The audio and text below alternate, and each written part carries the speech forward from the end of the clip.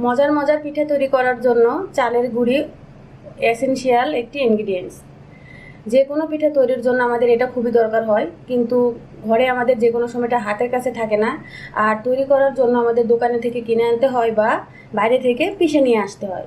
এই ঝামেলা থেকে মুক্তির জন্য আজকে আমি আপনাদেরকে চালের গুঁড়ি বাসায় বসে তৈরি করার ভিন্ন দুটি ওয়ে দেখিয়ে দেব। আশা করি আপনাদের ভালো লাগবে। যদি ভালো লাগে প্লিজ আমার চ্যানেলটি সাবস্ক্রাইব করবেন। তো দেখে আসি এই ভিন্ন পদ্ধতি দুটি কি কি। আমি একটা বাটিতে চাল নিয়ে নিয়েছি, আতপ চাল নিয়ে নিয়েছি। চালগুলোকে খুব ভালোভাবে ধুয়ে ঝরিয়ে নিয়েছি। এর পরবর্তী স্টেপটা হবে, ঝরিয়ে নেওয়ার পরেও এর গায়ে কিছু কিছু পানি থাকে, এই পানিটাকে আমি খুব ভালোভাবে শুষে নেব। সেজন্য আমি একটা পরিষ্কার কাপড় নিয়ে নিয়েছি, একটু মোটা কাপড় হতে হবে। কাপড়টা নিয়ে এর উপরে আমি বিছিয়ে দিচ্ছি।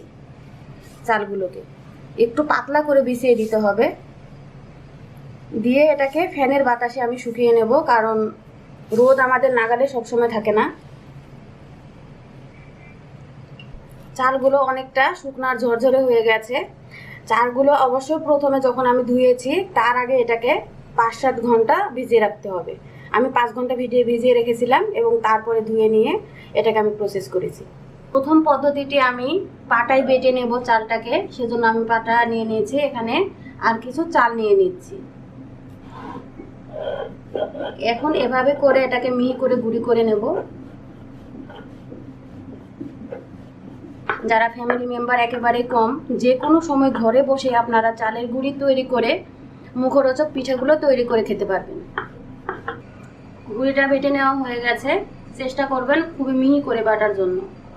আমি এখন একটা পাত্রে তুলে নিচ্ছি। গুঁড়িগুলো তৈরি করে নেওয়ার পরে এখন যে প্রসেসটি করব সেটি হলো, আমি একটি চালনি নিয়ে নিয়েছি। এটার মধ্যে গুঁড়িগুলোকে দিয়ে ভালোভাবে চেলে নিতে হবে। যে মোটা অংশগুলো থাকবে সেগুলো আমি আলাদা করব, আর মিহি চালের গুঁড়ি দিয়ে যে কোনো পিঠা তৈরি করে খাওয়া যাবে। আপনারা দেখতে পাচ্ছেন যে মোটা গুঁড়িগুলো ছিল সেগুলো আলাদা হয়ে গেছে। এখন এগুলোকে আমি আবার পাটায় নিয়ে বেটেও আরও গুঁড়ি তৈরি করতে পারবো, বা ফেলে দিলেও সমস্যা নেই। এই দেখুন চলে এসেছে আমার একেবারেই সেই রেডিমেড খুব সুন্দর মিহি করে চালের গুঁড়ি যে তৈরি করা হয় সেই রকমই গুঁড়ি। আপনারা বাসায় বসে এটাকে তৈরি করতে পারবেন আর যে কোনো সময় পিঠা তৈরি করে খেতে পারবেন। দ্বিতীয় পদ্ধতিতে আমি আপনাদের দেখিয়ে দেবো ব্লেন্ড করে আপনারা ব্লেন্ডারে কিভাবে এটা মিহি করে চালের গুঁড়ি তৈরি করবেন।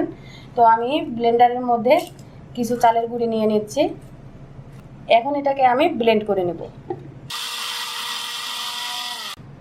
ব্লেন্ড করে নেওয়া হয়ে গেছে। কতটা মিহি হয়েছে দেখুন।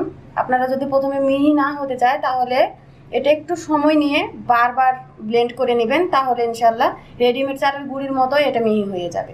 এখন আমি এটাকে সেই আগের ওয়েতে যেভাবে চালনিতে চেলে নিয়েছিলাম সেভাবে চেলে দেখিয়ে দিচ্ছি।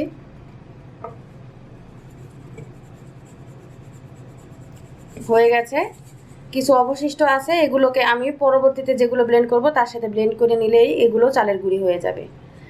দেখুন কতটা সুন্দর হয়েছে আর একেবারে মিহি ঝরঝরে। আপনারা এখন এটা দিয়ে যে কোনো প্রকারের পিঠা তৈরি করে খেতে পারবেন, কোনো সমস্যা হবে না। তৈরি হয়ে গেল রেডিমেড কিনে আনা চালের গুঁড়ির মতো গুঁড়ি। বাসায় তৈরি করবেন আপনারা, যে কোনো সময় তৈরি করে খেতে পারবেন বিভিন্ন ধরনের মজার মজার পিঠা। আপনাদের কাছে এই ভিডিওটি ভালো লাগে থাকলে প্লিজ আমার চ্যানেলটি সাবস্ক্রাইব করবেন। নতুন নতুন এরকম সহজ কোনো টিপস নিয়ে আপনাদের সামনে হাজির হব। আজকে বিদায় নিচ্ছি। আল্লাহ হাফেজ।